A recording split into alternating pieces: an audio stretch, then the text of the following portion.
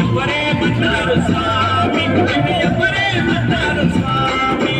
అంతము వీడయ్య స్వామి నేను పిలువగా రావయ్య స్వామి అంతము వీడయ్య స్వామి నేను పిలువగా రావయ్య స్వామి అయ్యప్ప అని పిలిచిన పలకవు ఎవరేమన్నారు స్వామి నిన్ను ఎవరేమన్నారు స్వామి